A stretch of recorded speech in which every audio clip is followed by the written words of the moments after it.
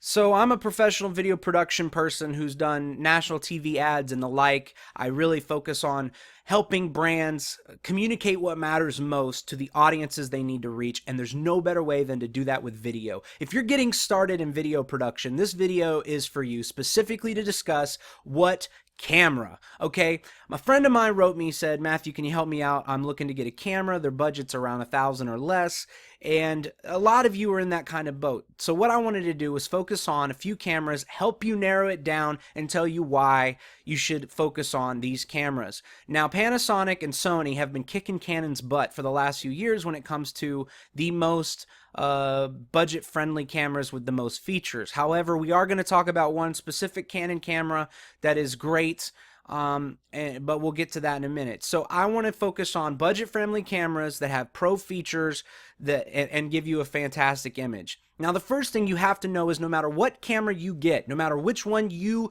choose, you will make crap at first. Yep, I'm going to give it to you the truth. You're going to make really horrible videos when you get started.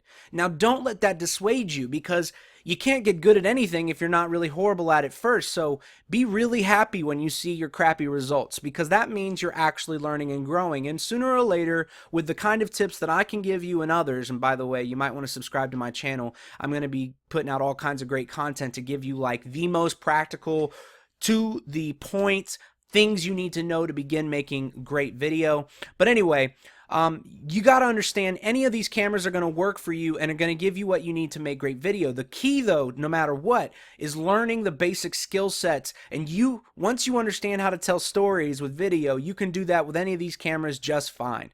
Okay, so what we're going to focus on is fixed lens versus interchangeable lens. What this means is there are budget options right now that have a fixed lens. I mean, you don't change the lenses on the camera. It has one lens, but it's a lens that gives you a broad range of focal distance, and you don't ever have to worry about buying other lenses. Now, normally, you wouldn't want to do that professionally, because those cameras that are like these hybrids that have a fixed lens on them that look like a traditional kind of DSLR body, a little smaller, those cameras typically did not have these pro features that you would want, that you could only get on interchangeable lenses.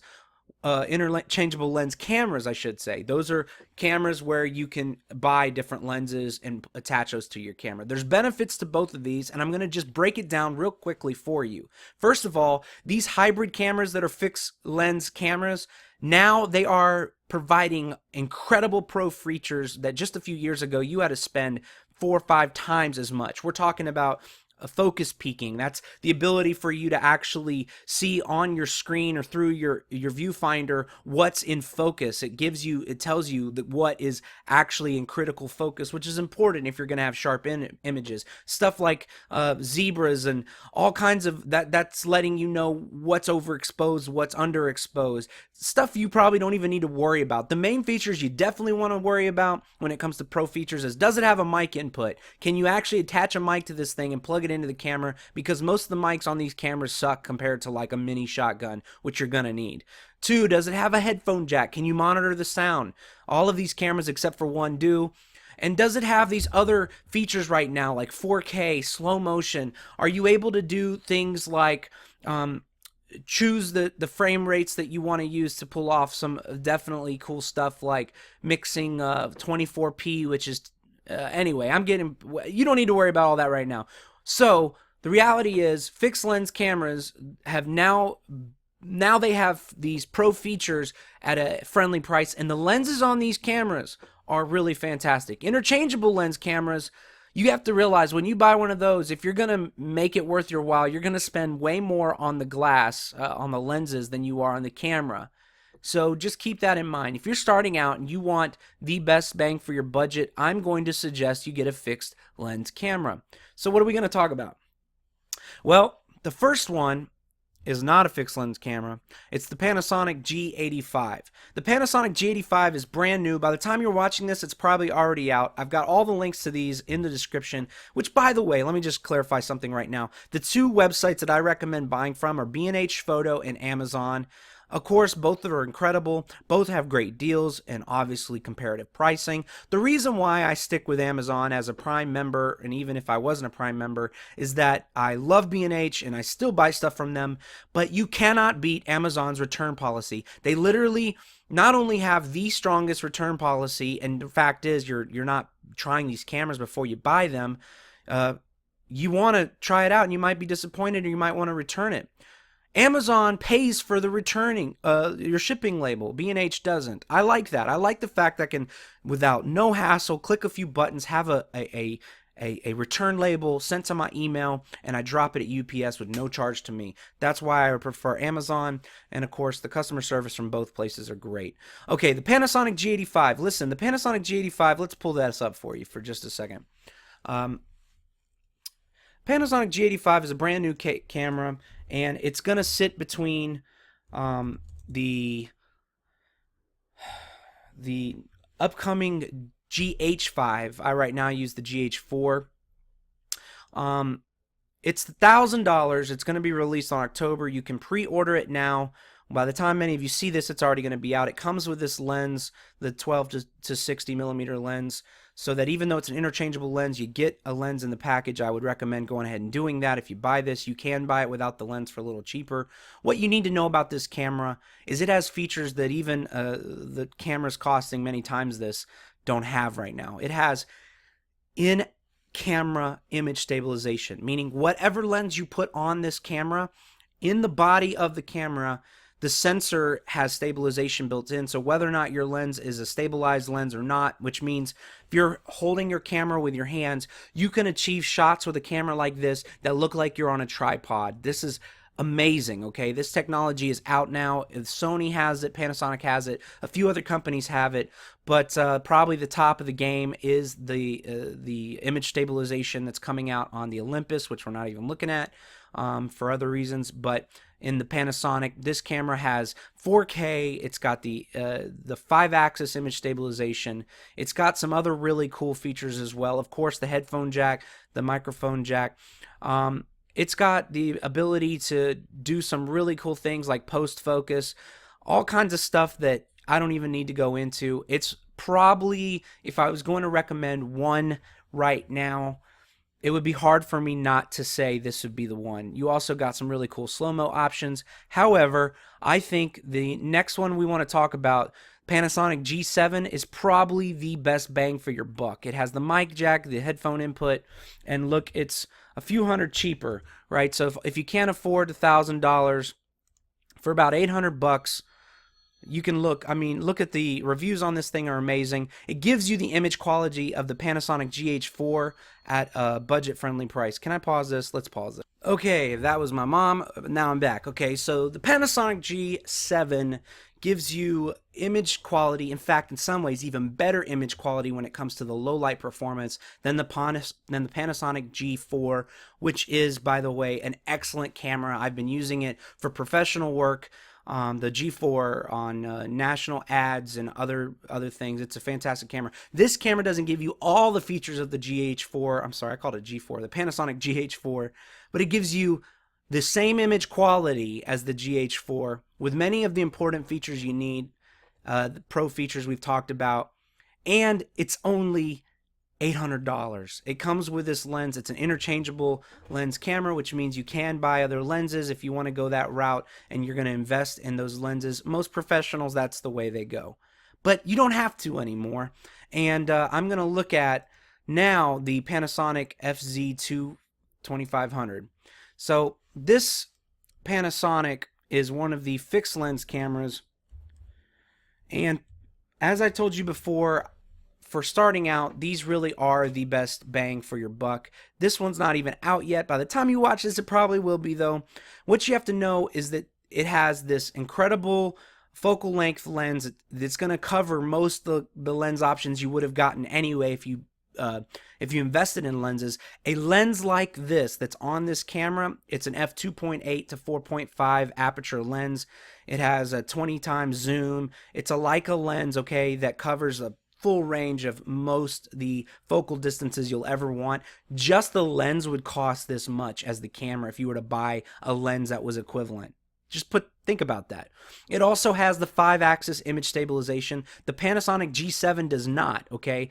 The G85 does, so does this. Of course, your headphone jack, your microphone jack. These cameras from Panasonic all shoot 4K, which when you don't have to worry about, well, I don't have content to show at 4K. Nobody's watching 4K. Very few people have 4K TVs. It's not about 4K delivery. Your output is not going to be to 4K 99% of the time. When you need it, it's there. But here's the thing. Even when you output your final video to 1080p, 1080 full HD resolution, that 4K image gets put into a 1080p file size, which means it's that much crisper and detailed and sharp. It's a good thing. And also 4K allows you to, when you're editing, you can move your HD, your full HD frame around your image because 4K is 4 times larger. You can reposition your shot in your edit, which is also very handy sometimes. Okay, so this is the fixed lens camera that also has the 5-axis image stabilization. It's got other really pro features, like you can do live output via HDMI if you want to record it to an external recorder. Most of you starting out don't even know what I'm talking about or why that even matters. For those of you that do, this thing, look at this. It outputs the 422 8-bit or 422 10-bit image, guys. That's amazing. Look at what we're getting now. Of course, it comes with a V-Log, which is gives you more dynamic range in your editing. Let's move on though. The next one I want to show you is the Sony RX10 Mark II. Now, Sony RX10, the Sony RX10 series is an incredible series camera. It's similar to the one we just looked at. They've actually got a 3rd generation of this camera, but I'm recommending the earlier generation. Why? Because they lost a few features on the newest one and they gained some as well, but I still think this is the better deal. Obviously, look at the price though. Once we get into the Sony stuff, you are going up on your price, and arguably you're not getting any better value. Same sensor size as the Panasonic I just showed you, but both this Sony and the Panasonic I just showed you with the fixed lens has a very important feature, and that is that they have a built-in ND filter.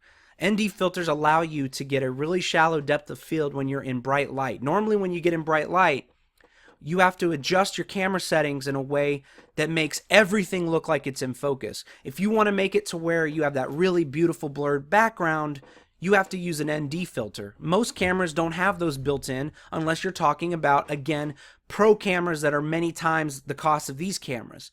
However, both the Sony and the Panasonic fixed lens cameras that we're talking about today have these ND filters built into the camera. It's an incredible feature. It's something that I love the fact that that's included. This Sony camera has incredible slow motion features as well. It's a great, fantastic camera. If you know Sony, you like Sony, and you can afford this a little bit more, I would highly recommend this as a first camera that's going to give you listen, people are using these cameras professionally on Discovery Channel, specifically even this one, matching it with a camera 4 and 5 times the cost, meaning they can cut footage together with this Sony fixed lens camera with the Sony F7 and FS7. I can't remember what the model number is, but anyway, incredible camera. Highly recommend it. For the best bang for your buck, probably the Panasonic is what I would go with. Now the Canon 7D, if you already have Canon glass, then it's 70D, sorry. Then you might want to look at the Canon 70D. I'm going to talk about this, and then I'm going to go back to a couple other cameras to tell you about a feature I skipped on purpose. The Canon 70D is great for the price, especially if you have Canon glass, okay? Because if you're sitting around with Canon glass and you buy one of these other interchangeable cameras like the Panasonic G7, for example, the only way you're going to be able to use that glass on the new camera is to buy an adapter that's worthwhile, that's going to give you the ability to control the lens all the way. It's going to be, $400 or $500. So if you have Canon glass, the 70D is a great option. It has a great image, no 4K. It doesn't have a headphone out jack, but it has incredible autofocus. And sometimes when you're using these cameras, even though you tend professionally not to use the autofocus, there are times where the autofocus feature, if it's good enough, is really, really helpful. An example would be if you're on a gimbal where you're moving the camera around but you can't control the focus very well while you're trying to follow somebody. The autofocus on this camera is amazing. Also, it's got the Canon look to it. They all have slightly different color profiles. Bottom line is, for the money, if you have Canon glass and you're not looking to totally go into a new direction with your camera body, the Canon 70D would be what I would recommend for under $1,000. And remember, if you get the Canon 70D, since you can't, there's no headphone jack on it, right? So what you're going to do is get in a little adapter that can basically adapt the AV out jack and turn it into a headphone output for you so you can listen. It's, I don't know, $50 extra. I'll have one of those in the link in the description. So, long story short, what's the moral of the story? The moral of the story is, don't sit around thinking if you wait long enough, you're going to get the right camera. No matter what camera you buy, it's going to be outdated within a few months. The truth of the matter is, it's not the camera, it's the person using it that matters the most when it comes to quality video production. Now, that doesn't mean these features that we're talking about aren't going to help you. They certainly are. But you have to make a couple choices here. One is, are you somebody who is looking to invest into more lenses as you move forward? You plan on realizing you want more, you might want a better low light lens, you might want a bigger telephoto lens, and you're already looking at that investment as something that you're okay with and that you're looking forward to. If that's the case, then the options are clear. The Panasonic G85 would be my first pick. Of course, the Canon 70D, if you have Canon glass, as I've said, that would be my next pick. Now, the Panasonic G85 is a micro four thirds camera, so you're going to be using micro four thirds glass on that unless you buy one of the adapters I talked about earlier, which enables you to use any Nikon or Canon glass, which is cool. So you can find older glass on a budget if you want to do that. The next thing you need to think about is, if you're not looking to necessarily buy a bunch of glass, is you can rent lenses for really cheap. And in fact, that's what I would do for a lot of different commercial projects. If there's a specific look or specific lens I wanted to use, the lenses are way more expensive than the cameras themselves. So we just rent those from borrowlenses.com is the one I've used most. There's also Lens Pro to go, which is also good. Lastly, if you really want the best bang for your budget and you recognize that you're not looking to put yourself in a position where you're either going to need to be renting lenses or buying more lenses, the choice I would recommend in that case would be the Panasonic FZ2500. Again, it's got incredible features. It's got features that no other camera in its class has. The only reason I would recommend the more expensive Sony RX10 Mark II is if you really cared more about the low light features. The low light on the RX10 Mark II, the lens is a 2.8 lens all the way through. Those of you who know what I'm talking about, that's important. If you don't know what that means, then obviously don't even worry about it. Now, if you want the most budget-friendly option with interchangeable lenses, because that was what we just covered, was the most budget friendly option with a fixed lens, which means you're not going to be investing in more lens. You don't have to worry about that for a long time, at least not until you upgrade your camera after you've done enough professional work to afford it, which, by the way, I'm going to help you do.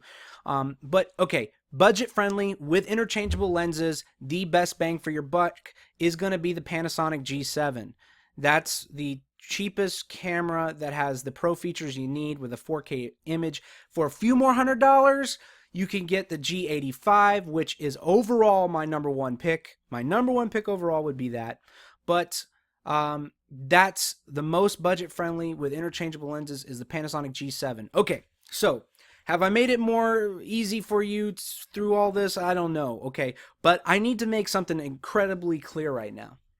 It's important that whatever choice you make, and you need to make a choice, this is a significant investment, but this investment is not nearly as significant as the time you're going to spend learning your camera and learning the basic techniques and skill sets that everyone has to use no matter what camera they use. And what you'll find is that a lot of people who get into looking for the right camera end up having buyer's remorse and spending more time trying to figure out which camera is right after they've purchased it, feeling down when something new comes out. Guys, no matter what, it happens. It's going to keep happening.